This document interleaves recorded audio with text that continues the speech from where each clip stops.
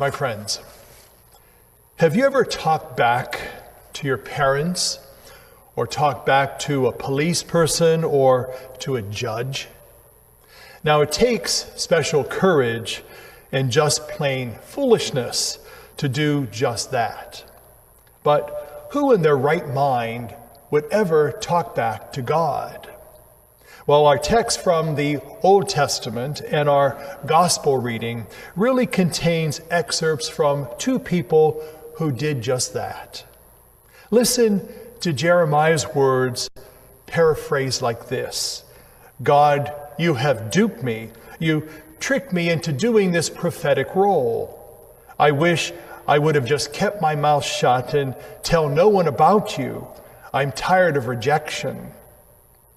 I don't know about you, but if I said something like that to God, I'd be sure that my life insurance policy was paid up.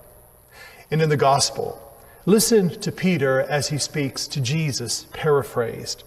God forbid that anything like this should happen to you. I will not let you do it. I will not stand for it. Who dares to speak to Jesus like that? Now, this is our question of faith today. Is such a lament and straight talk back to God really allowed for the Christian? Since the Bible is our guide in all matters relating to God, let's see how God dealt with these two people.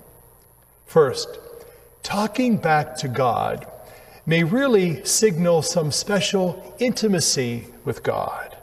In other words, a deep trust in the character of God. Now, if your loved one is arguing healthily with you, take that as a compliment. It may mean that they value your relationship so much and trust its stability so much that they know that they can be totally honest with you.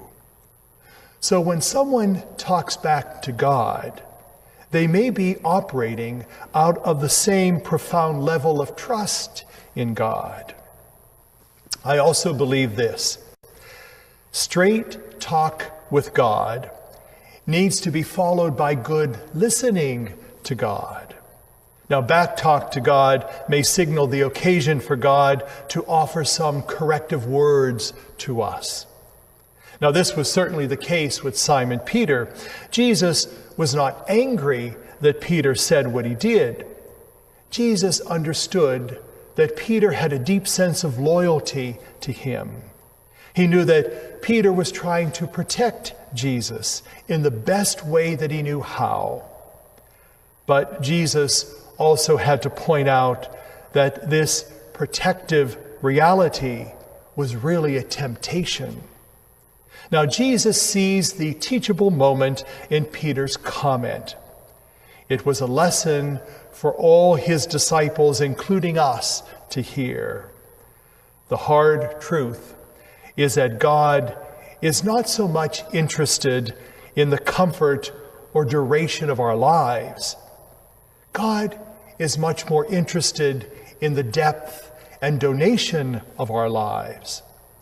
Now, when Jesus passes out crosses to his people, to those who follow him, they are not ornaments of jewelry. A cross is a symbol of self-sacrifice. To bear a cross means to surrender one's own plans to God. To pick up a cross means that one has determined to believe that the meaning of life is to give everything away for God's glory. The famous theologian Dietrich Bonhoeffer put it like this: when Jesus calls a person to follow him, he bids them to come and die with him. So if you need to really talk back to God, go ahead and do it.